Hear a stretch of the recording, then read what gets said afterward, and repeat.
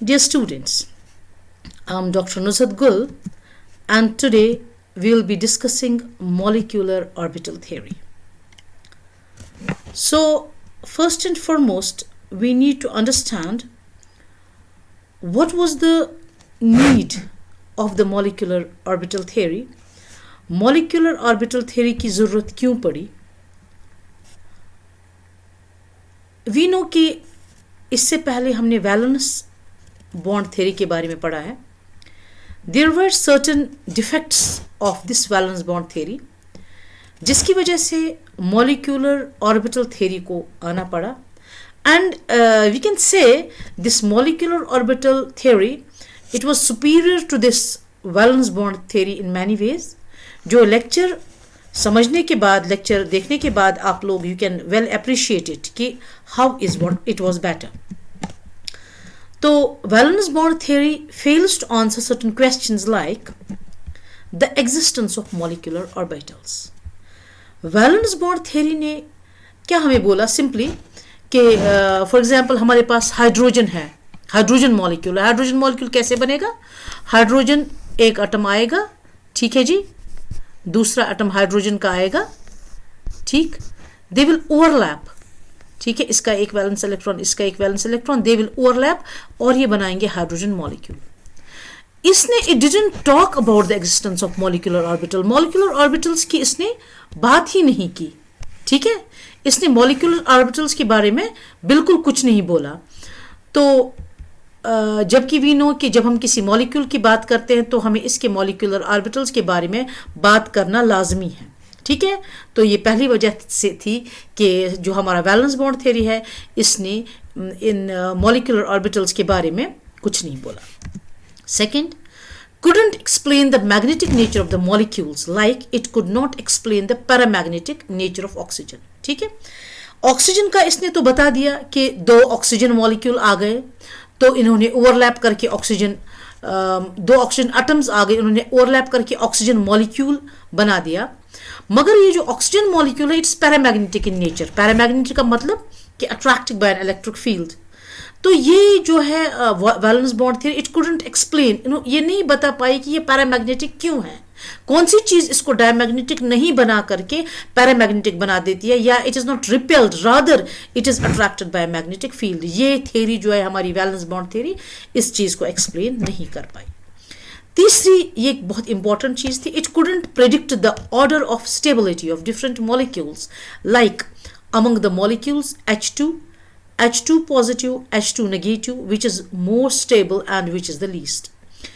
आगे जब हम पढ़ेंगे तो आप लोग you will be able to appreciate कि ये जो हमारा स्टेबिलिटी है ये हमें डिपेंड करता है बॉन्ड ऑर्डर पे. यानी कि ये जो हमारी डिफरेंट मॉलिक्यूल्स है इन के एटम्स के बीच कितने बॉन्ड्स है, जितना बॉन्ड ऑर्डर आपका ज़्यादा है उतना है जो है आपका मॉलिक्यूल ज़्यादा स्टेबल है. लेकिन आगे आप देखेंगे कैसे बॉन्ड ऑर्डर 1 है. यहाँ पे हम देखते हैं इसका बॉन्ड ऑर्डर 1 है, इसका 0.5 है और इसका भी 0.5 है, इसका भी 0.5 है और इसका भी 0.5 है. इनका सेम बॉन्ड ऑर्डर है. तो हमारा जो ये वैलेंस बॉन्ड थ्योरी जो हमारी है it couldn't explain the relative stability कि इनमें से कौन ज़्यादा स्टेबल होगा, जो हमें इस मॉलिक्यूलर ऑर्बिटल थ्योरी की वजह से हमें पता चल गया. We could explain it. ये मैं आपको आगे I will just explain it जब हम इंशाल्लाह आगे चलेंगे. तो इस चीज़ के लिए भी एक बहुत ही ज़्यादा इंपॉर्टेंट चीज़ थी. इस चीज़ के लिए भी मॉलिक्यूलर ऑर्बिटल थ्योरी ने हमें रीजंस दिए कि कोई चीज़ क्यों ज़्यादा स्टेबल हो सकती है. चलिए नेक्स्ट हमारा था it couldn't explain the fractional bond order. Valence bond theory always talked of number of bonds as integers. जैसे मैंने आपको बोला H2 में एक बॉन्ड है, H2 पॉजिटिव में 0.5 बॉन्ड ऑर्डर है, H2 नेगेटिव में 0.5 बॉन्ड ऑर्डर है.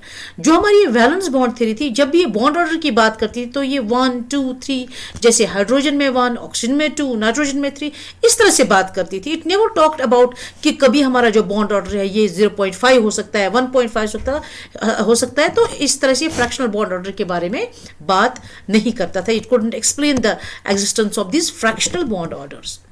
और दूसरी नेक्स्ट इंपॉर्टेंट बात जो थी, valence bond theory advocated the localized nature of the electrons Unlike molecular orbital theory, which utilized the wave nature of electrons and applied the core concepts of wave mechanics, जो हमारी ये molecular orbital theory है ना, इसने क्या बात की, इसने waves को, इसने ऑर्बिटल्स को एज वेव्स लिया, ठीक है।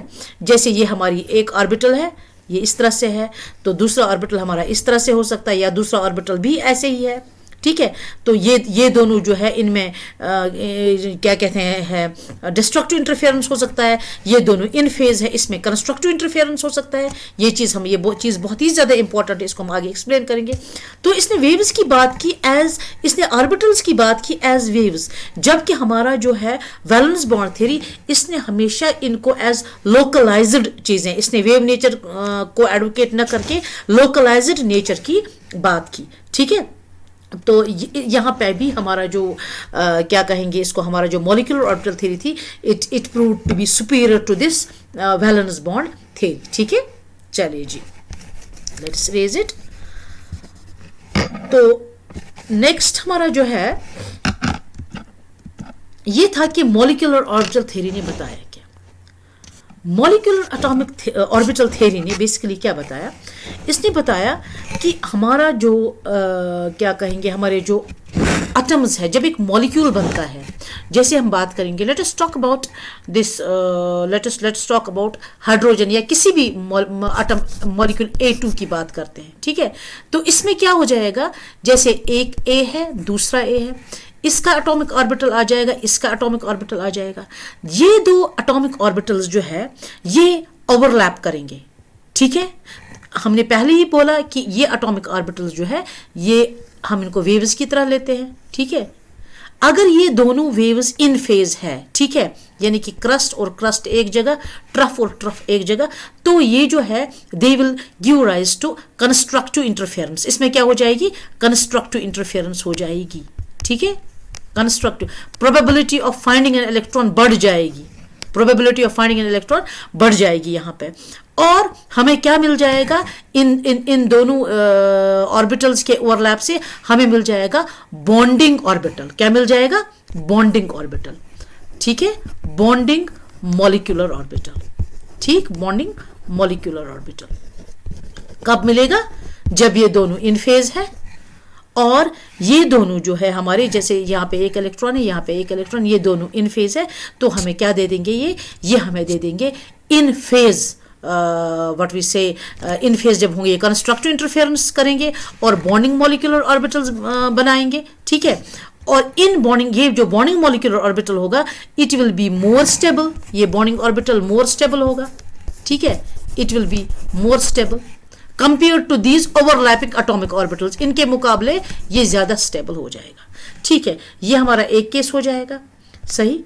अब अगर हमारे जो ये दोनों वेव्स है, ये दोनों ऑर्बिटल्स है, if they are out of phase, ठीक है, अगर ये आउट ऑफ फेज है, वो मैं आपको ऐसे दिखाऊंगी कि for example they are sound like this, जैसे ये इस तरह से है, ये इस तरह से है, एटॉमिक ऑर्बिटल्स हमारे ना, सॉरी, ये अगर इन फेज है तो ये जो हमारा है ये इसका इस तरह से है, तो ये आउट ऑफ फेज हो जाएंगे। जब ये आउट ऑफ फेज है तो व्हाट विल हैपन, ये पीक जो है ये ट्रफ के साथ ओवरलैप करेगी, ये पीक इस ट्रफ के साथ ओवरलैप करेगी। हमें क्या मिल जाएगा, हमें मिल जाएगा anti bonding molecular orbital, anti bonding molecular orbital हमें मिल जाएगा। We will get an anti bonding molecular orbital, और ये एंटी बॉन्डिंग ऑर्बिटल क्या होगा, it will be less stable, और इसकी एनर्जी मोर एनर्जी होगी इसकी, ठीक है, it will be less stable and it will have more energy. यानी कि हमारे जो according to our this molecular orbital theory, जितने हमारे पास ऑर्बिटल्स मिलते हैं, जितने भी ऑर्बिटल्स मिलते हैं, फॉर एग्जांपल यहाँ पे हमारे क्या मिल रहे हैं, हमारा एक बॉन्डिंग, एक ऑर्बिटल ए का यहां से है, एक ऑर्बिटल यहां से ए का है, एक एटॉमिक ऑर्बिटल ये ए का है, एक एटॉमिक ऑर्बिटल ये ए का है, तो दो एटॉमिक ऑर्बिटल हमारे मिल जाते हैं, 1 + 1, ये हमें दो एटॉमिक ऑर्बिटल मिलते हैं। तो जितने एटॉमिक ऑर्बिटल मिलेंगे, जितने एटॉमिक ऑर्बिटल मिक्स होंगे, उतने हमें मिल जाएंगे मॉलिक्यूलर ऑर्बिटल। कितने मिल जाएंगे, जितने एटॉमिक ऑर्बिटल हमें मिलेंगे, मिक्स हो जाएंगे, उतने हमें मॉलिक्यूलर ऑर्बिटल मिलेंगे. We will get the same number of atomic orbitals जितने हमारे मिक्स हुए हैं एटॉमिक ऑर्बिटल्स. जैसे यहाँ पे 2 एटॉमिक ऑर्बिटल्स मिले हैं, मिक्स हुए, तो हमें 2 मॉलिक्यूलर ऑर्बिटल्स मिलेंगे. और इन 2 मॉलिक्यूलर ऑर्बिटल्स में एक मॉलिक्यूलर ऑर्बिटल बॉन्डिंग होगा, बॉन्डिंग, और एक एंटी बॉन्डिंग होगा. ठीक है, एक क्या होगा, एंटी बॉन्डिंग. सही, ठीक है. तो ये जो बॉन्डिंग होगा, ये एटॉमिक, ये हमारी एनर्जी एक्सिस है, तो इसको देख लीजिए. ये जो बॉन्डिंग है इसकी एनर्जी कम है compare to these atomic orbitals, जबकि एंटी बॉन्डिंग की एनर्जी ज्यादा है कंपेयर टू एटॉमिक ऑर्बिटल्स. तो बॉन्डिंग जो है, ये हमारा एंटी बॉन्डिंग, बॉन्डिंग जो है इसकी less energy and more stability, more stability. In case of anti bonding उल्टा, इसमें more energy, more energy and less stability. ठीक है. तो जब ये हमारे ऑर्बिटल्स बन जाएंगे, इसी तरह से जो हमारे इलेक्ट्रॉन्स हैं हम उनको अकॉर्डिंगली अरेंज करते हैं. जैसे अगर हमारे पास सिर्फ 2 इलेक्ट्रॉन्स हैं, इस ए में एक है, इस ए में एक है, तो व्हाट वी विल डू, ये जो 2 इलेक्ट्रॉन्स है, क्योंकि हम एक ऑर्बिटल में 2 इलेक्ट्रॉन्स को अकोमोडेट कर सकते हैं, तो they will always go to lower energy molecular orbital. अब अगर इसमें 4 इलेक्ट्रॉन है, इसमें भी 2 है, इसमें भी 2 है, तो 2 इलेक्ट्रॉन इसमें चले जाएंगे और 2 इलेक्ट्रॉन इसमें चले जाएंगे. ठीक है. I hope it is clear. Now we will go through, हम जो इसके पोस्टुलेट्स है bonding molecular orbital, this molecular orbital theory के, इनके थ्रू इनको we will just try and understand them. लेकिन आई एम श्योर कि ये जो चीज़ अगर आपकी समझ में आ गई तो आपको ये बिल्कुल आसानी से समझ आ जाएगी, क्योंकि जो मैंने आपको समझाया है वैसा ही कुछ लिखा गया है, कोई डिफरेंट चीज़ नहीं लिखी गई है. चलिए जी, लेट्स स्टार्ट. ये जो हमारी मॉलिक्यूलर ऑर्बिटल थ्योरी है, ये दी थी किसने, इसने डेवलप किया था इसको रॉबर्ट सैंडर्स मुलिकन ने. And first thing you see, the atomic orbitals of same or nearly same energy and same shape combine linearly to generate a set of molecular orbitals, and the valence electrons are filled in these molecular orbitals as per the energy.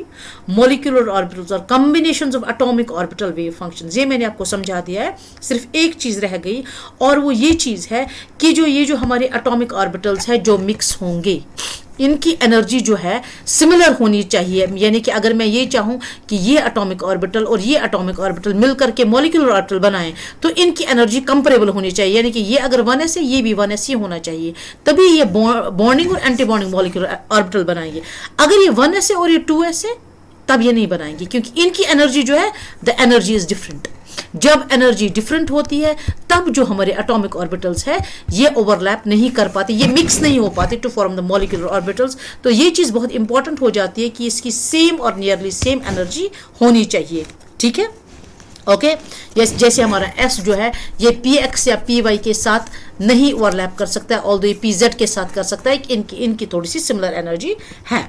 ठीक है. और फिर जो electrons हमारे हैं, ये as per their energy इनमें fill up होते हैं. जैसा कि मैंने आपको इससे पहले ही बोला कि अगर सिर्फ 2 इलेक्ट्रॉन्स है तो ये पहले बॉन्डिंग में जाएंगे, क्योंकि बॉन्डिंग की एनर्जी कम है कंपेयर टू एंटी बॉन्डिंग. ये हमारा एक्सिस ले लेते हैं, इसकी एनर्जी कम है तो इसकी एनर्जी ज़्यादा है compare to these atomic orbitals. ठीक.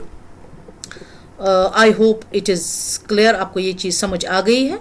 तो सेम और नियरली सेम एनर्जी के एटॉमिक ऑर्बिटल्स ओवरलैप करते हैं, लीनियरली ओवरलैप करते हैं, तो मॉलिक्यूलर ऑर्बिटल सेट बनाते हैं. जितने ऑर्बिटल्स ओवरलैप किए उतने ही मॉलिक्यूलर ऑर्बिटल्स बने, यानी कि 2 एटॉमिक ऑर्बिटल्स ओवरलैप किए तो हमें 2 मॉलिक्यूलर ऑर्बिटल्स ही मिल गए. ठीक है. तो molecular orbitals are nothing but the combination of atomic orbital wave function.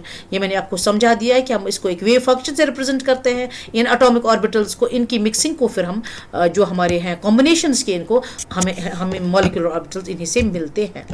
तो by linear combination we understand addition and subtraction of atomic orbitals as explained. The waves associated with the orbitals are 3-dimensional and they combine with in-phase waves, producing regions of higher probability of electrons, and out of phase waves producing nodes or regions of no electron density. मैंने आपको समझा दिया है ये कि अगर दो आपकी वेव्स जो है, अगर ये दो वेव्स इन फेज हैं, यानी कि ये आपकी एक वेव है, क्रस्ट और ट्रफ, इसको प्लस साइन से दिखाते हैं, इसको माइनस से। दूसरी जो वेव है, दिस इज वेव वन, दूसरी जो वेव है अगर ये भी क्रस्ट और ट्रफ ही है इसमें भी, तब जो है हमारा जो नेट होगा it will be a region of higher probability, it will be a region of higher electron density ज्यादा हो जाएगी, higher probability of finding an electron. मगर अगर ये उल्टा होगा, यानी कि ये आपकी एक वेव है प्लस और माइनस, जो दूसरी वेव है आपकी, it is something like this, ऐसे आ जाती है, ये प्लस हो गया, सॉरी, ये प्लस हो गया, ये हमारा माइनस है, ठीक है। तो इसमें क्या होगा, हमें नोड मिल जाएगा, that is no electron density region, जहां पे इलेक्ट्रॉन डेंसिटी नहीं होती है। ये तब बन जाता है हमारा नोड जब हमारी out of phase waves overlap करती है, और हायर प्रोबेबिलिटी तब मिल जाती है जब हमारी इन फेज वेव्स जो है ये ओवरलैप करती, ये मिक्स होती है, ये ओवरलैप करती हैं। चले, ठीक है, I hope it is clear now. यही वाली बात को हम आगे बढ़ाएंगे, कंस्ट्रक्टिव और डिस्ट्रक्टिव इंटरफेरेंस, यही एडिशन और सब्ट्रैक्शन, यही वाली बात हम आगे करेंगे। चलिए, upon addition, constructive interference occurs in which peaks line up with peaks and lower energy sigma molecular orbitals are generated, in which most of the electron density is directly between the nuclei. जब हमारे ये क्या कहते हैं इसको, constructive interference होती है, यानी कि पीक और पीक और जो हमारा ट्रफ और ट्रफ ओवरलैप करते हैं, उस टाइम क्या हो जाता है, हमें मॉलिक्यूलर ऑर्बिटल्स मिल जाते हैं, बॉन्डिंग जिनको हम सिग्मा से दिखाते हैं, सिग्मा मॉलिक्यूलर ऑर्बिटल्स मिल जाते हैं, ठीक है। तो हमारी electron density directly between the nucleus होती है। जो हमारे electrons in sigma molecular orbital, they are attracted by both the nucleus at the same time, और more stable than they would be in isolated atoms, ठीक है। जब ये molecular orbital बनाते हैं तो इन इलेक्ट्रॉन्स को दोनों न्यूक्लियस अट्रैक्ट करते हैं, जिसकी वजह से ये ज्यादा स्टेबल हो जाते हैं, ठीक है। Adding electrons to these orbitals creates a force that holds the two nuclei together, and thus these orbitals are called bonding orbitals. These orbitals have lesser energy and more stable compared to the atomic orbitals. यानी कि जब constructive interference हो जाती है, ये याद रखना है आपको, कंस्ट्रक्टिव इंटरफेरेंस हो गई, आपके पास जो ऑर्बिटल्स बन जाएंगे, आपकी कंस्ट्रक्टिव इंटरफेरेंस हो गई, ऑर्बिटल जो बन जाएंगे, ये कौन से बन जाएंगे, ये सिग्मा बन जाएंगे, बॉन्डिंग बन जाएंगे, लेसर एनर्जी मोर स्टेबिलिटी वाले ऑर्बिटल्स बन जाएंगे। ये सब तब होगा जब इन ऑर्बिटल्स के वेव फंक्शंस के बीच कंस्ट्रक्टिव इंटरफेरेंस हो जाएगा, ठीक है ना। जब डिस्ट्रक्टिव इंटरफेरेंस हो जाएगा तब क्या हो जाएगा, तब हायर एनर्जी, लोअर स्टेबिलिटी, और इसको हम एस्ट्रिक से दिखाते हैं, sigma star anti bonding orbitals, ये बन जाएंगे, ठीक है। तो this we have to remember, okay. मैं ये बार बार रिपीट कर रही हूं so that there is no ambiguity, आपको कोई डाउट नहीं रहता है, okay fine. These orbitals have lesser energy and more stable compared to the atomic orbitals. While on subtraction, destructive interference occurs in which peaks line up with the troughs, resulting in the formation of higher energy sigma star orbitals with the node between the nuclei. Node जो हमारा है, no electron density region. Electrons in the sigma stars are located well away from the region between the two nuclei. The attractive force between the nuclei and these electrons pulls the two nuclei apart.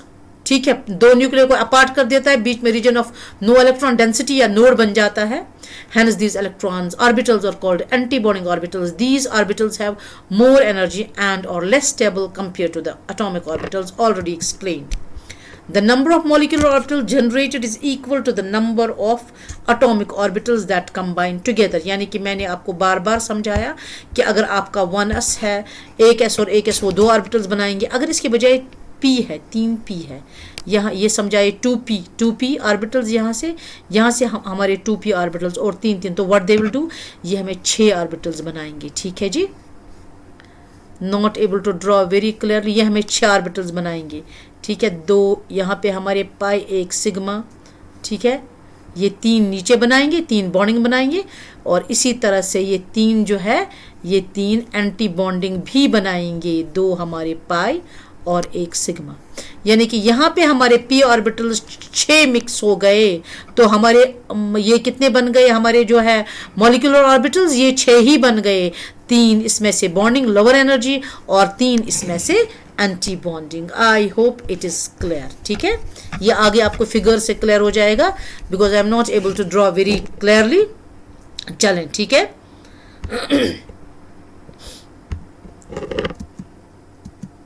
ये देख लीजिए, ये हमारे orbitals मिलते हैं। ठीक है, ये हमारे सिग्मा बॉन्डिंग ऑर्बिटल्स बन जाते हैं। Sigma bonding orbitals with no nodal plane, इनके बीच कोई नोडल प्लेन नहीं होता है। ठीक है, क्योंकि जो हमारे वेव फंक्शंस है similar peak with peak, trough with trough, और यहाँ पे ये जो है ये आउट ऑफ फेज, तो इसमें हमें सिग्मा स्टार बन जाएंगे। यहाँ पे nodal plane, no electron density region बन जाता है, तो bonding lesser energy, more stability. Anti bonding sigma asterisk से दिखाते हैं, सिग्मा स्टार से दिखाते हैं, this is more energy less stability. ठीक है, तो ये हमारे पाई, ठीक है, ये पीजेड ये हमारी लीनियर कॉम्बिनेशन में हमारे पास क्या होता है, ये हमें बनाते हैं सिग्मा बॉन्डिंग, ये हमारे बनाते हैं क्या कहते हैं जी इसको, एंटी बॉन्डिंग। ठीक है, तो ये हमारा एक्शियल ओवरलैप है। ठीक है, तो इसमें क्या हो जाता है, इसमें हमारा जो है यहाँ पे हाई इलेक्ट्रॉन डेंसिटी रीजन बन जाता है। ठीक है, क्योंकि ये इन फेज है। ठीक, तो यहाँ पे हमारा क्या हो जाता है, यहाँ पे नोड या नो इलेक्ट्रॉन डेंसिटी रीजन बन जाता है, दिस इज एंटी बॉन्डिंग। यहाँ पे ये हमारा पैरेलल ओवरलैप हो जाएगा in case of px and py। तो यहाँ देख लीजिए, ये आउट ऑफ फेज है। आउट ऑफ फेज में यू सी की यहाँ पे तो एक इलेक्ट्रॉन डेंसिटी रीजन, क्योंकि न्यूक्लियस में you know inside the nucleus there are no electrons, तो ये रीजन उसी को दिखाता है। और ये जो बीच वाला है, सिंस ये the two these nuclear are pulled apart, तो इसकी वजह से ये दीज आर एंटी बॉन्डिंग मॉलिक्यूलर ऑर्बिटल्स, ये हमारा नोडल रीजन हो गया। ठीक है, तो इसी तरह जो हमारा अगर ये इन फेज है, peak with peak, trough with trough, तो हम देखते हैं कि यहाँ पे न्यूक्लियस में हमें पता है कि न्यूक्लियस में कोई इलेक्ट्रॉन डेंसिटी नहीं होती है, तो ये जो हमारा ये बॉन्डिंग मॉलिक्यूलर ऑर्बिटल, इसको पाई पी से दिखाते हैं, इसको पाई स्टार पी से दिखाते हैं। तो I hope you have understood the formation of bonding and anti bonding molecular orbitals. तो एक और इम्पॉर्टेंट चीज़ है जो शायद आपने नहीं सुनी होगी, दैट इज गिराडे एंड अनगिराडे ऑर्बिटल्स। और आपको मैं ये बताती चलूँ कि ये जो गिराडे एंड अनगिराडे, ये है जर्मन वर्ड से मिला है। गिराडे मीन्स सिमेट्रिकल और अनगिराडे मीन्स अनसिमेट्रिकल ऑर्बिटल्स। तो ये सिमेट्रिकल और अनसिमेट्रिकल का क्या मसला, ये आप देख लीजिए। गिराडे मीन्स इवन और सिमेट्रिकल। आप ये देख लीजिए, ये जो हमारा है ये bonding molecular orbital in case of sigma, ये गिराडे है, ये सिमेट्रिकल है। ठीक है, आप देख लीजिए, अगर आप इसमें इसको ये करेंगे, कट करेंगे, तो the two halves are identical. ठीक है, यहाँ पे दीज आर नॉट आइडेंटिकल। और अगर इस चीज़ से हमें नहीं पता चले, तो हमारे पास एक ब्यूटीफुल सा कॉन्सेप्ट है ये जानने के लिए, वेदर इट इज़ गिराडे और अनगिराडे। आपको इनको दो एक्सिस पे रोटेट करना है। ठीक है, जैसे हम इसको करेंगे ऐसे, पहले आपको इसको ऐसे रोटेट करना है। ठीक है, यानी कि ये वाला साइड जो है, इसका लेफ्ट जो है, ये लेफ्ट और राइट एक्सचेंज हो जाएंगे, लेफ्ट राइट बन जाएगा और राइट लेफ्ट बन जाएगा। उसके बाद आपको नेक्स्ट कैसे करना है, नेक्स्ट आपको इसको अलोंग दिस एक्सिस, ऊपर नीचे, तो इसका अपर पोर्शन डाउन बन जाएगा और डाउन वाला पोर्शन अप आ जाएगा। अगर इन दो रोटेशंस के बाद ये वापस अपनी जगह पे पहुंचता है जैसा ये ओरिजिनली था, तब ये गिराडे है और सिमेट्रिकल है। और अगर ऐसा नहीं होगा, तब ये अनगिराडे है। ठीक है, हम यहाँ देख लेते हैं, जब हम इसको इस एक्सिस के थ्रू ये करेंगे, रोटेट करेंगे, तो ये जो पोर्शन, ये वाला पिंक वाला है, ये इस तरफ चला जाएगा और ये ब्लू इस तरफ आ जाएगा। ठीक है ना, यानी कि हमारा पिंक इस तरफ आ जाएगा और हमारा ब्लू जो है ये इस तरफ आ जाएगा। अब अगर हम इसको ऐसे करेंगे ऊपर नीचे, तब क्या होगा, कुछ नहीं होगा, ये ब्लू यहाँ ही रहेगा, पिंक यहाँ ही रहेगा। यानी कि दो रोटेशंस के बाद हमारा ब्लू यहाँ आ गया और पिंक हमारा यहाँ आ गया, जबकि ओरिजिनल में पिंक यहाँ है, ब्लू यहाँ है। ठीक है, तो दिस इज अनगिराडे। ठीक है, दिस इज अनगिराडे। एक मिनट, लेट मी सी, मैं थोड़ा सा इसको और एक्सप्लेन करने की कोशिश करती हूँ, लेट मी ट्राई। जैसे मैं इसको इसको दिखाती हूँ, ठीक है। तो इसको एक एक्सिस पे, क्योंकि ये यूनिफॉर्म है, जब आप इसको ऐसा करेंगे, रोटेट करेंगे, तो ये हमारा लेफ्ट है, ये हमारा राइट है, ठीक है। राइट लेफ्ट बन जाएगा, लेफ्ट राइट बन जाएगा, कोई फर्क नहीं पड़ेगा क्योंकि दोनों तरफ ब्लू ही है। उसके बाद हम इसको इस एक्सिस पे रोटेट कराएंगे। ऊपर वाला जो है ये वाला पोर्शन, ऊपर वाला हाफ ये नीचे आ जाएगा और नीचे वाला हाफ जो है ऊपर आ जाएगा। लेकिन अगेन चूंकि इसमें कोई फर्क ही नहीं है, तो ये ओरिजिनल और जब हमने रोटेशंस दो की ये सेम ही रहेगा, जिसकी वजह से हम इसको गिराडे कहते हैं। तो अनगिराडे जो हमारा है इस पोर्शन में, लेट मी ट्राई, मैं कोशिश करती हूं समझाने के लिए। लेट अस से दिस इज, ये हमारा ब्लू वाला है, ठीक। ये इसका हो गया नोडल प्लेन बीच में। तो यहाँ पे लेट अस से हम ये वाला ऑरेंज इस तरह का बनाते हैं, कुछ बराबर दोनों बनाते हैं, ठीक। सॉरी नो सॉरी, एक मिनट, इरेजर, हाँ। तो इसको मैं फिर से बनाती हूँ। ये हमारा पेन, ये हमारा ब्लू, ठीक है। जब हम इसको जब हम इसको ओके जब हम इसको इस एक्सिस पे रोटेट करेंगे, तो ये जो हमारा है इस तरफ आ जाएगा। ये जो येलो वाला है ना, ये यहाँ पे आ जाएगा। Let me just draw it. ये यहाँ पे आ जाएगा रोटेट करने के बाद, और ये जो हमारा ब्लू है ये यहाँ आ जाएगा। ब्लू हमारा जो है ब्लू, ये यहाँ आ जाएगा, ठीक है। ये हमारी एक फिगर है ऊपर वाली, ये हमारी दूसरी फिगर है। रोटेट करके यहाँ आ जाइए। अब अगर हम इसको ऐसे रोटेट करते हैं बीच में, we rotate it like this, तब क्या हो जाएगा, ये इसका ऊपर वाला हाफ नीचे आ जाएगा, इसका ऊपर वाला हाफ नीचे आ जाएगा। लेकिन the net result will be, दो रोटेशंस के बाद यहाँ पे येलो और यहाँ पे ब्लू, जबकि ओरिजिनली हाउ इट वाज, यहाँ पे ब्लू यहाँ पे येलो। तो ये जो है ये हमारा अनगिराडे हो जाएगा। यानी कि दो एक्सिस के अलोंग रोटेशन, एक एक्सिस ये हो गई वर्टिकल में, दूसरी हॉरिजॉन्टल एक्सिस के अराउंड। अगर आपने दो रोटेशंस की, तो आपका जो दो रोटेशंस के बाद जो आपकी शेप है वो ओरिजिनल से मिलती है, तो आपका ये गिराडे है। और अगर ये ओरिजिनल से नहीं मिलती है, तो ये अनगिराडे है और अनसिमेट्रिकल है। I have tried my level best to explain it. I hope मैं सक्सेसफुल हुई, आपको ये चीज़ समझ आ गई। चलें, ओके। नेक्स्ट है, तो ये हमारा सिग्मा बॉन्डिंग ऑर्बिटल्स और गिराडे, इस पे पता चल रहा है गिराडे है और ये अनगिराडे है, ठीक है। तो ये हमारा लीनियर कॉम्बिनेशन में दिखाया गया है, इसको बॉन्डिंग, और ये है एंटी बॉन्डिंग। तो अनगिराडे इसमें भी आप देख लीजिए, ये जब भी सिग्मा ऑर्बिटल्स आपके पास होंगे, ये भी जो आपका सिग्मा है ये भी गिराडे है, क्योंकि अगर आप देख लीजिए यही वाला रूल अप्लाई कर लीजिए। अगर आप इसको पहले दो एक्सिस के अराउंड रोटेट करेंगे तो ये सेम रहेगा, जबकि ये सेम नहीं रहेगा। So this is ungerade. तो इसमें आप देख लीजिए पाई में उल्टा हो जाता है। पाई में मैं आपको समझाने की कोशिश करूंगी। पाई में क्या हो जाता है, आपका पाई मॉलिक्यूलर ऑर्बिटल्स आर अनगिराडे। कैसे, चलिए जी मैं आपको ये चीज बिल्कुल समझा दूंगी यहाँ पे, ठीक है। पहले आप इसको दो एक्सिस से ये करेंगे। चलिए अब पहले हम यहाँ पे कर लेते हैं। हमारी पहले एक्सिस ये हो गई, ठीक है। हम इसको रोटेट करेंगे अलोंग दिस एक्सिस, ठीक हो गया। इसको रोटेट करेंगे तो क्या हो जाएगा, ये वाला इस तरफ चला जाएगा, ये वाला इस तरफ चला जाएगा। नेट रिजल्ट, ये वाला पिंक इस तरफ या जो भी कलर है, ये वाला कलर इस तरफ, यहाँ ब्लू इस तरफ, यहाँ ब्लू इस तरफ, तो कोई फर्क नहीं हो जाएगा। लेकिन जब हम इसमें दूसरा टर्न करेंगे तो व्हाट विल हैपन, ये जो है ये वाला पोर्शन ये नीचे आ जाएगा, तो ये वाला पोर्शन जो है ये ऊपर आ जाएगा इस एक्सिस पे रोटेशन के टाइम में। यानी कि हमारा नेट जो लास्ट फिगर होगा तो ये नीचे होगा, ये दिस वन, और ये ऊपर हो जाएगा। सो दिस इज आवर अनगिराडे और अनसिमेट्रिकल। इसको देख लीजिए, जब हम इसको इस एक्सिस के अराउंड रोटेट करेंगे तो ये ब्लू जो है ये यहाँ आ जाएगा, ठीक है, समझ गए। और यहाँ पे व्हाट विल हैपन, ये रेड जो है यहाँ आ जाएगा, ठीक है। ये रेड जो हमारा है ये यहाँ आ जाएगा। ठीक है। लेकिन जब हम इसको अगेन इस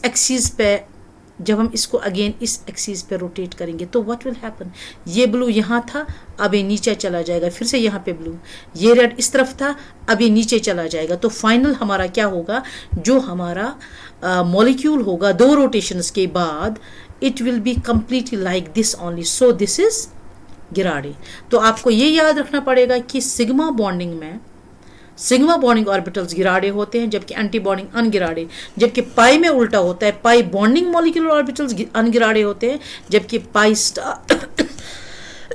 pi star anti bonding orbitals आपके क्या होते हैं, गिराडे और सिमेट्रिकल होते हैं। Hope you have understood. चलें नेक्स्ट में, if we consider a hydrogen molecule composed of 2 atoms, तो ये सिग्मा S जो हमारा है, ये एक्शियल ओवरलैप यानी कि कंस्ट्रक्टिव इंटरफेरेंस और एडिशन से बन जाएगा बॉन्डिंग, और ये हमारा सिग्मा स्टार एंटी बॉन्डिंग बन जाएगा। ठीक है, it will be something like this. ये यहाँ एक तो हमारी जो है ये bonding molecular orbital, anti bonding हमारे चूंकि 2 ही इलेक्ट्रॉन्स है तो ये इस मॉलिक्यूलर ऑर्बिटल में चले जाएंगे। यहाँ पे मैं आपको थोड़ा सा ये स्टेबिलिटी ऑफ मॉलिक्यूल समझाऊंगी। जैसे हमने देखा कि ये हमारा H2 है, ठीक है। अब हम क्या करेंगे, हम H2+ ले लेंगे। H2+ में हमारे पास क्या है, ये H है, इसमें 1 इलेक्ट्रॉन है, ठीक है, और ये H+ है, इसमें कोई इलेक्ट्रॉन नहीं है। तो व्हाट वी विल गेट, हमें क्या मिल जाएगा, ये 2 बॉन्डिंग ऑर्बिटल, चूंकि 2 एटॉमिक ऑर्बिटल्स मिल रहे हैं तो हमें 2 मॉलिक्यूलर ऑर्बिटल्स मिलेंगे। This will be sigma 1s, this will be sigma star 1s। तो हमें 1 मॉलिक्यूलर ऑर्बिटल, 1 इलेक्ट्रॉन इसमें हमें रखना पड़ेगा lower energy bonding molecular orbital में। H2- के टाइम में क्या हो जाएगा, H2- के टाइम में यहाँ पे एक H है और एक H नेगेटिव है, पहले लिख लेते हैं, और एक H है। H नेगेटिव में 2 इलेक्ट्रॉन्स है, इसमें 1 है, तो हमारे 2 ऑर्बिटल्स मिल गए, मॉलिक्यूलर ऑर्बिटल्स हमारे 2 मिल गए। तो इलेक्ट्रॉन्स कितने हैं, 3, इसमें 2 जाएंगे, इसमें 1 जाएगा। ठीक है, तो एक चीज जो मैं आपको अभी पढ़ाने जा रही हूं थोड़ी देर में ही, that is bond order. Bond order होता है number of bonding electrons minus number of anti bonding electrons divided by 2। तो बॉन्डिंग इलेक्ट्रॉन्स जितने हैं माइनस कर लीजिए anti bonding electrons divide by 2, ये आपको देगा बॉन्ड ऑर्डर। और बॉन्ड ऑर्डर हमें बताता है कि मॉलिक्यूल कितना स्टेबल है। अगर आप इसमें H2 में बॉन्ड ऑर्डर की बात करेंगे तो आप देख लीजिए 2 - 0/2, इसका बॉन्ड ऑर्डर क्या है जी, 1। 2 है, इसमें 0 है, इसमें डिवाइड बाई 2, 1 बॉन्ड ऑर्डर है। H2+ में देख लीजिए, इसमें बॉन्डिंग में क्या है 1 माइनस एंटी बॉन्डिंग में कितना है 0/2, इसका बॉन्ड ऑर्डर क्या है इज इक्वल टू 1/2 और 0.5। H2- में देख लीजिए 2 बॉन्डिंग में है, 1 एंटी बॉन्डिंग में है, तो नंबर ऑफ बॉन्डिंग इलेक्ट्रॉन्स कितने हैं 2, नंबर ऑफ एंटी बॉन्डिंग कितने हैं 1 divided by 2, this will be 1/2 again 0.5। तो यहाँ पे हमारे पास मसला पैदा हो गया कि H2 पॉजिटिव में भी 0.5, H2 नेगेटिव में भी 0.5, इसमें तो 1, इसको रहने दीजिए। तो इन दोनों में से कौन ज्यादा स्टेबल है, तो उस वक्त आप हमेशा याद रख लीजिए कि जहां पे एंटी बॉन्डिंग इलेक्ट्रॉन्स कम होंगे, देख लीजिए यहाँ पे कोई एंटी बॉन्डिंग इलेक्ट्रॉन नहीं है, यहाँ पे 1 एंटी बॉन्डिंग इलेक्ट्रॉन है, तो जहां पे एंटी बॉन्डिंग इलेक्ट्रॉन होगा it is less stable compare to the place, यहाँ पे H2- में we have got an anti bonding electron, it will be unstable compare to the electron जहां पे हमारे पास एंटी बॉन्डिंग इलेक्ट्रॉन नहीं है। ठीक है, तो ये चीज आपको याद रखनी है। जब आपका बॉन्ड ऑर्डर सेम है 0.5 यहाँ पे भी 0.5 यहाँ पे भी, तब आप देख लीजिए कि आपके एंटी बॉन्डिंग इलेक्ट्रॉन ज्यादा कहाँ हैं, जहां आपके एंटी बॉन्डिंग इलेक्ट्रॉन ज्यादा है वहां पे स्टेबिलिटी लेस है। ठीक है, वहां पे आपकी स्टेबिलिटी लेस है। आई होप कि इट इज क्लियर, ये चीज भी आपके समझने के लिए बहुत ही ज्यादा जरूरी थी। ठीक है, तो ये क्वेश्चन जो है this is often asked during these competitions, इसमें ये पूछा जाता है कि इनकी relative stability के बारे में, कि आपके पास H2 है, H2 पॉजिटिव है, H2 नेगेटिव है, तो इसमें आपको देखना है सबसे पहले तो बॉन्ड ऑर्डर जिसका ज़्यादा है वही स्टेबल है। उसके बाद कि अगर बॉन्ड ऑर्डर आपका सेम है तो जहाँ पे आपके एंटी बॉन्डिंग इलेक्ट्रॉन ज़्यादा है तो उसमें वहाँ पे आपकी स्टेबिलिटी कम है या अनस्टेबिलिटी ज़्यादा है। तो ये हमारा बॉन्ड ऑर्डर जिसके बारे में बात की, number of bonding electrons minus number of anti bonding electrons divided by 2. तो an electron occupying a bonding molecular orbital contributes to the bond interaction and is thus stabilising electron. यही वाली बात होती है कि जब आपके तभी इसी वजह से जब आपके बॉन्डिंग इलेक्ट्रॉन ज्यादा होते हैं तो स्टेबिलिटी आपको देते हैं. तो an electron occupying an anti bonding molecular orbital contributes to the anti bonding interaction and is thus stable destabilising electron. यानी कि अगर आपका बॉन्ड ऑर्डर सेम भी है लेकिन आपके एंटी बॉन्डिंग इलेक्ट्रॉन ज्यादा है तो वो डिस्टेबलाइज करते हैं मॉलिक्यूल को. That molecule is less stable compare to the electron जिसमें fewer or lesser number of these anti-bonding electrons होते हैं. The bond order is directly proportional to the strength of the bond. Molecular orbital diagram अब हम different इनकी बात करेंगे और electronic configuration की बात करेंगे. तो आपको पता है कि जैसे एटम्स में उसी तरह से मॉलिक्यूल्स में भी ऑफ-बॉ प्रिंसिपल फॉलो होता है, पॉलीज एक्सक्लूजन प्रिंसिपल फॉलो होता है और हुंड्स रूल फॉलो होता है. ऑफ-बॉ प्रिंसिपल आपको पता है कि आपके जो डिफरेंट ऑर्बिटल्स जो फिल होते हैं they are filled they are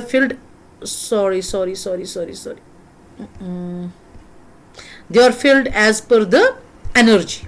ठीक है, जैसे आपका 1s है, आपका उसके बाद 2s है, आपका 3s है, 2s के बाद आपके 2p है, 3 इसके ऑर्बिटल्स के बाद 3s है. तो जब आपके इलेक्ट्रॉन्स होंगे तो सबसे पहले क्या होगा, आपके इलेक्ट्रॉन्स इसमें फिलअप होंगे. जैसे 1s में पहले इलेक्ट्रॉन फिल होंगे, फिर 2s में फिल होंगे. तो एज पर द एनर्जी, ये हमारा ऑबर्स प्रिंसिपल है कि हम एनर्जी के हिसाब से इलेक्ट्रॉन्स फिल करते हैं. किन में? ऑर्बिटल्स में. ये एटॉमिक ऑर्बिटल्स में भी फॉलो होता है.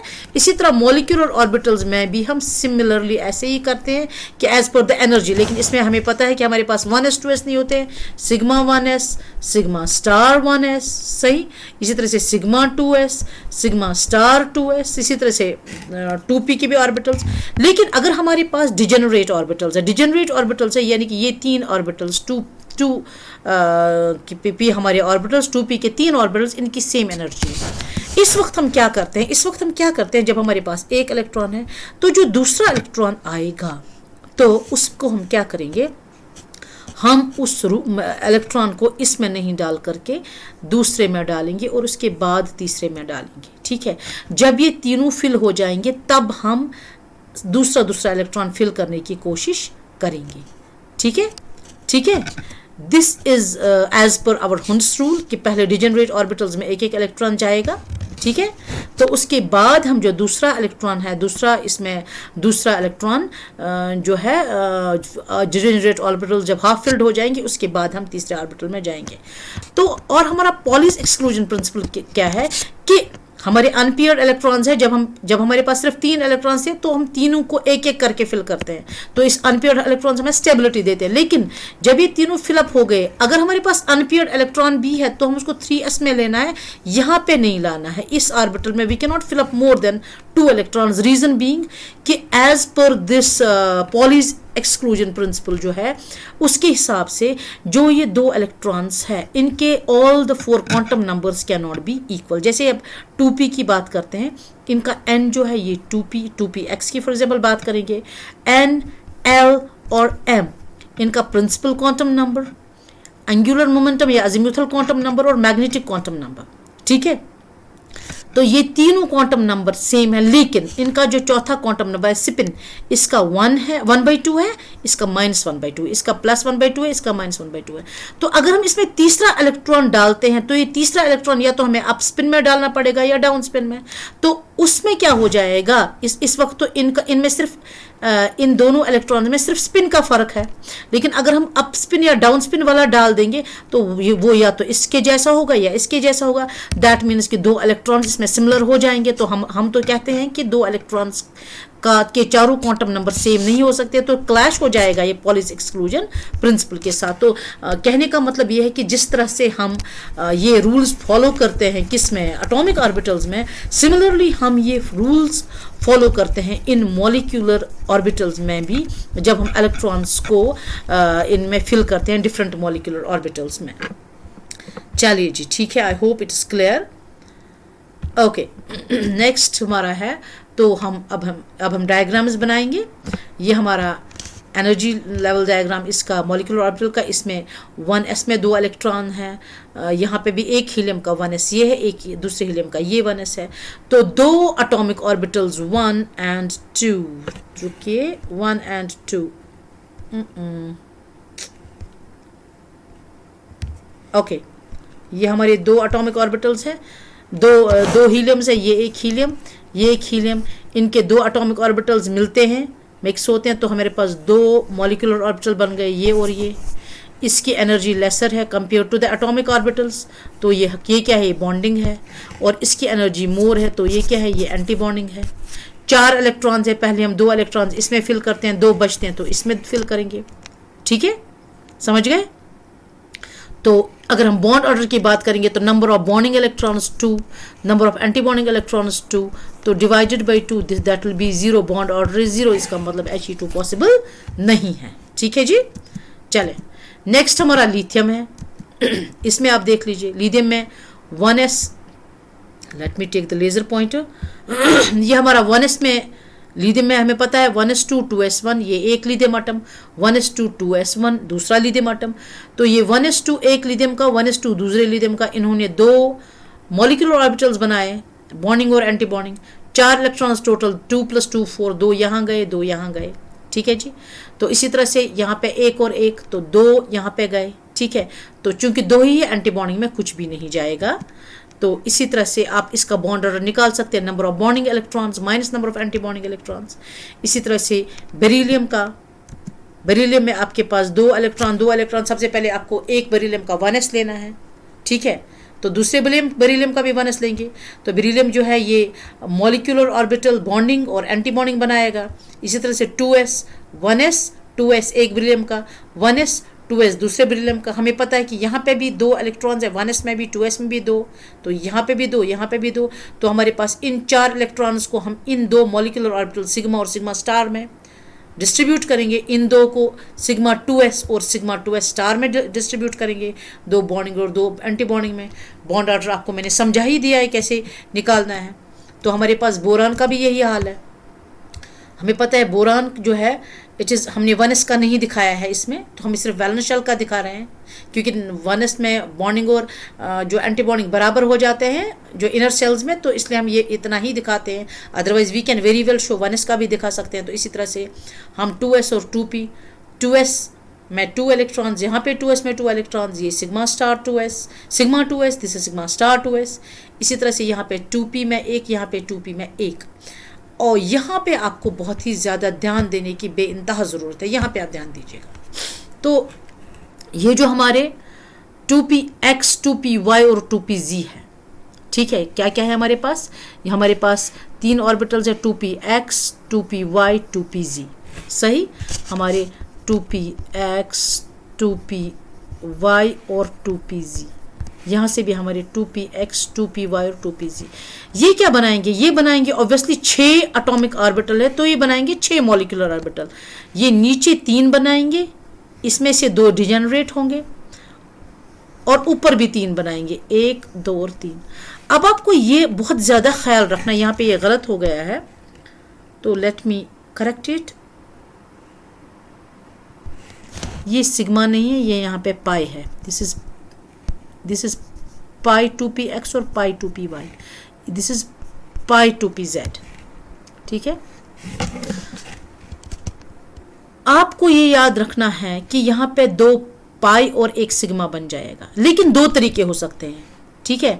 जैसे हम ये देखेंगे, ये पाई 2px और पाई 2py है, और ये पाई 2pz है।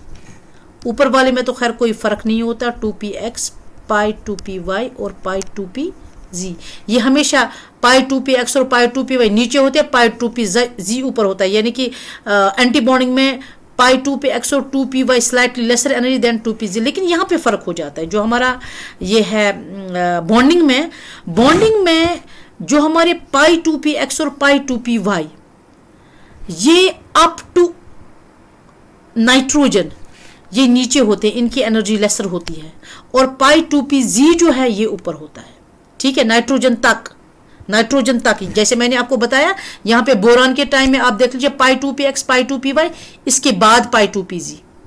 अगर आप कार्बन में भी इसी तरह से आप देखेंगे पाई 2px पाई 2py, उसके बाद पाई 2pg। नाइट्रोजन में भी ऐसे देखेंगे पाई 2px पाई 2py नीचे, ऊपर पाई 2pg। ये वाला मामला जो है सब में सेम होता है। तो लेकिन ऑक्सीजन में जब आप आएंगे तब आप क्या देखेंगे, ये नीचे सिग्मा होगा, पाई ऊपर चले जाएंगे, ठीक है, सिग्मा नीचे आएगा, पाई ऊपर चले जाएंगे। तो ये चीज़ आप कैसे याद रख सकते हैं, ये एक set of lectures I really love that is MIT open courseware, मुझे वो बहुत ही ज़्यादा पसंद है।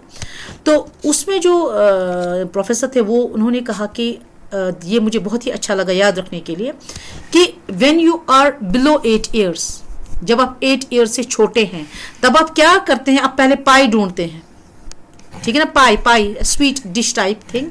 तो ये जो है, ये जो आपका पाई है 8 से पहले, यानी कि नाइट्रोजन तक आपका ये पाई पहले आएगा। सिग्मा जो है ये आपका, ये मैंने पाई ही लिखा है, या सिग्मा बाद में आएगा। 8 साल के बाद, यानी कि अब आप थोड़े से बड़े हो गए तो आपका सिग्मा नीचे आएगा। अब चलो आप सिग्मा से ही गुजारा कर दो, पाई आप बाद के लिए भी रख सकते हो। ये चीज़ें मैं आपको फिर से समझा दूंगी इन दिस, ये इन डायग्राम्स में आपको समझा दूंगी। आगे हैं हमारे पास कुछ डायग्राम्स है, आपको ये ध्यान रखना है। यहाँ पे you have to be very very careful. यहाँ पे आपको क्या ख्याल रखना है कि आपका जो, let me take the laser pointer, ये यहाँ पे pi 2px pi 2py, this is sigma 2pz। इसको मैं पहले ठीक कर देती हूँ। In fact I had done that, लेकिन मैं रिलीज कर दिया। ये यहाँ पे है, दिस इज, ये यहाँ पे क्या है, सिग्मा 2pz, और यहाँ पे क्या है, ये दोनों है पाई 2px कामा पाई 2py। तो पाई पहले है, ठीक है, इस चीज़ का ध्यान रख लीजिएगा। तो कार्बन में भी हम यही देखेंगे, ये हमारे सिग्मा स्टार, पाई नीचे सिग्मा ऊपर, ठीक है। यहाँ पे 4 इलेक्ट्रॉन्स, तो लोअर एनर्जी पहली फिलअप होगी ऑब्वियसली, ठीक है। नाइट्रोजन में आप देख लीजिए सिग्मा स्टार, पाई पहले, ये देख लीजिए। This is very very very important, just you can appreciate the difference here. यहाँ ये चीज़ आपको ज़रूर समझ आ जाएगी। ये देख लीजिए, यहाँ पे सिग्मा पहले है, यहाँ पे पाई 2px पाई 2py पहले है। ये देख लीजिए, यहाँ पे pi 2px pi 2py lower energy, sigma higher energy.